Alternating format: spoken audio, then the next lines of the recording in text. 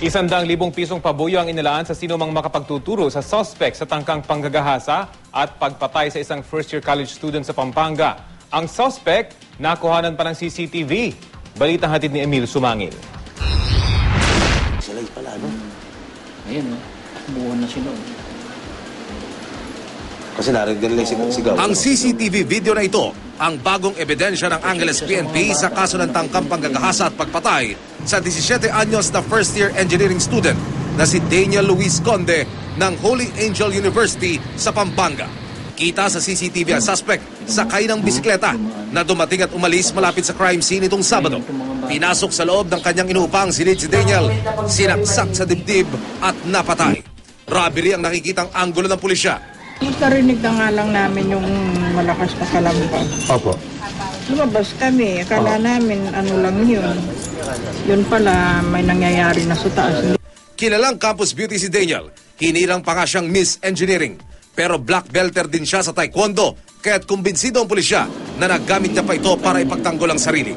Yun yung nag-prompt siguro dun sa suspect. Siguro that time na nagkakaroon na ng struggle, na overpowered niya yung yung suspect.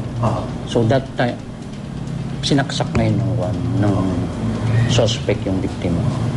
Ang computer-generated composite sketch ng suspect na buo ng Task Force Daniel ng Angeles City PNP sa tulong ng CCTV at salaysay ng mga testigo. 100,000 piso ang inilaang reward sa sinumang makapagbibigay ng impormasyon sa suspect.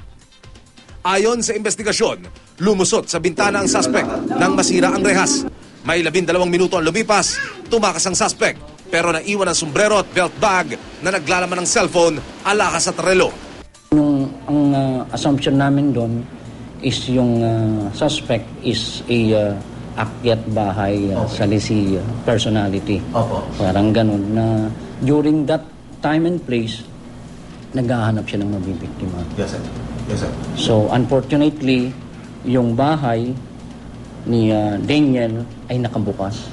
Mula dito sa aking posisyon sa labas mismo ng paupahan ng biktima, makikita ang marka ng kanyang paa.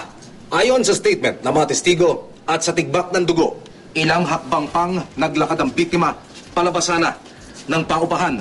Sa lugar na ito, ayon sa mga testigo, huling nakita ang biktima na nakatayo. Nakakapit sa rehas, humingi na sa klolo, bago tuluyang bawian ang buhay. Medyo natatakot na kami. Opo, ma'am. Lalo na sa gabi, dapat nakapadlock ka. Opo. Di tulad nung dati, tahimik ang lugar namin dito. Ramdam ang pagluluksa at pakikiramay sa biktima mula sa universidad, sa social networking site na Facebook, hanggang sa Kapas Tarlac sa kanilang tahanan kung saan nakaburol si Daniel. Hustisya ang panawagan ng kanyang mga mahal sa buhay. Sana po, pagbutihin niyo ang paghanap sa mga ganong klaseng tao na kriminal para wala nang masyadong madamay pa sa mga anak natin. Lalo na kayo, isa rin kayong mga pamilya, may pamilya rin kayo.